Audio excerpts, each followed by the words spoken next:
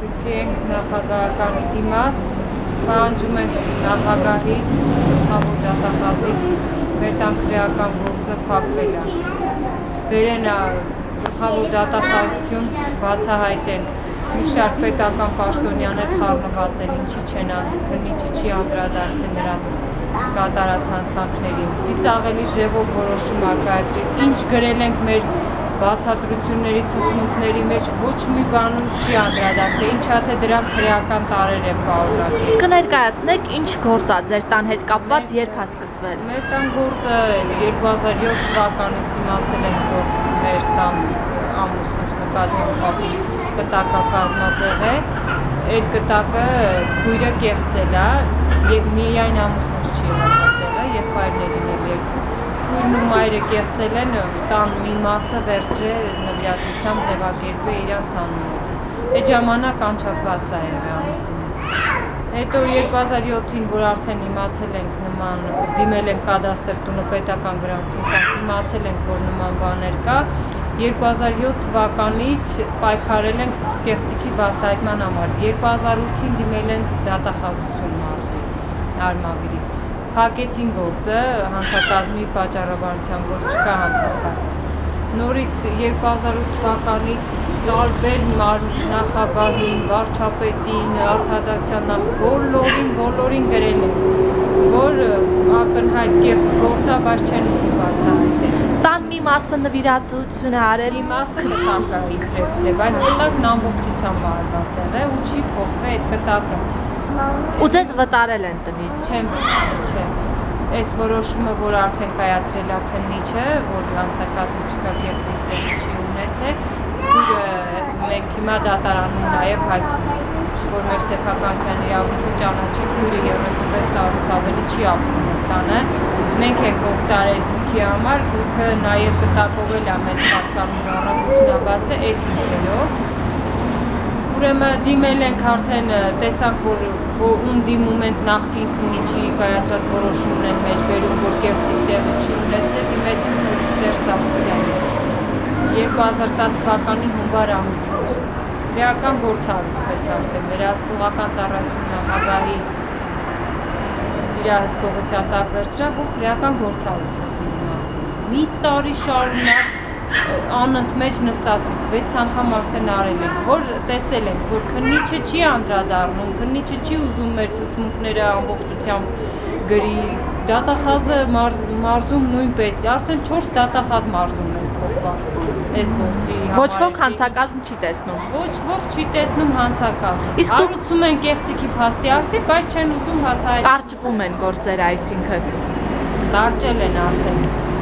Ներկապահի չկա քրեական գործի ընթացք, կարճված է։ Կարճված է, այո, հիմա ունենք 7-օրյա ժամկետ, շաբաթօրն ենք ստացել, ստացման օրվանից 7-օրյա ժամկետում պետք է գլխավոր դատախազը։ Ամուսինս նույնիսկ կացադուլ է արել, վերանկարել այս գործով մի քանի անգամ, որ հնչեղություն ստանա, որ ուշադրություն դարձնեն պետական մարմինները, ոչ մի անդրադարձ, նախագահականի հրամանով գործը, հսկողության գործը հարուցվեց ու այսպես էլ կա, հիմա մի տարի շարունակ ինչքան դիմում գրեցին քննիչին, դատախազին, ոչ մի իսկ ինչ պաշտոնյաներ են խառնված գործին, որ հիմնականում մեր Էջմիածնի կադաստրը, որ մեր աչքի առաջ, ամուսնուս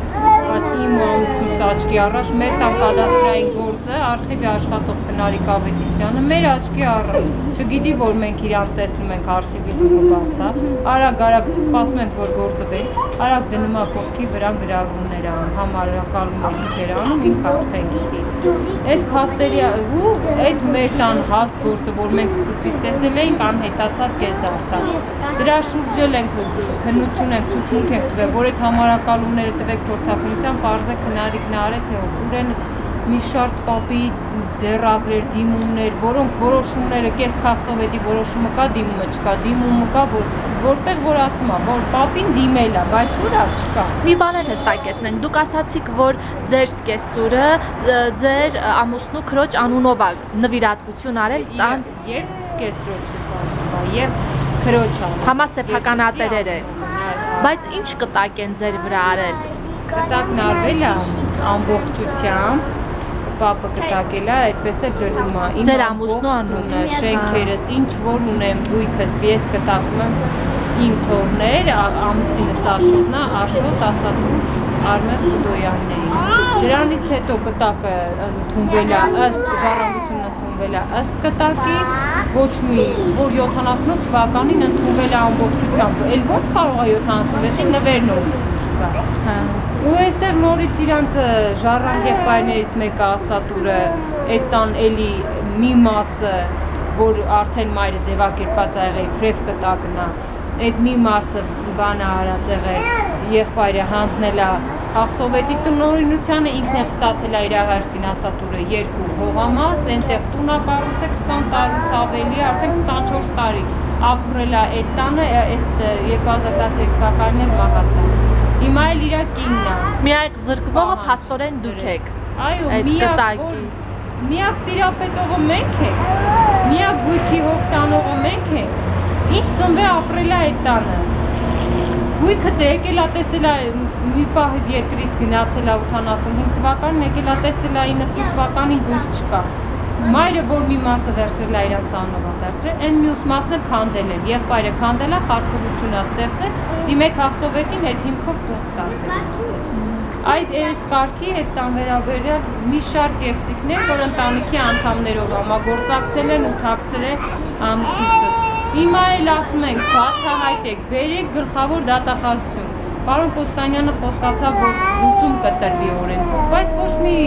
ընթացք մեր մարզում չեն տալի։ Ասում են, ապացուցեք, որ Կոստանյանը ձեզ խոսք ա տվել։ Ինչ անենք, որ ապացուցենք։ Ձեր գլխավոր դատախազն է, ձեզ հրաման ա տվել, դուք պարտավոր եք ստորադասներդ կատարեք նրա հրամանը։ Ձեզ նաև վերևից թող մեզ ասեն Կորյուն Ներսիսյանը մեր գործով զբաղվող։ Ով է Կորյուն Ներսիսյանը։ Մեր գործով զբաղվող դատախազն է եղել հսկով։ Ասում եմ, թող ինձ վերևից ասեն, ասում եմ, պարոն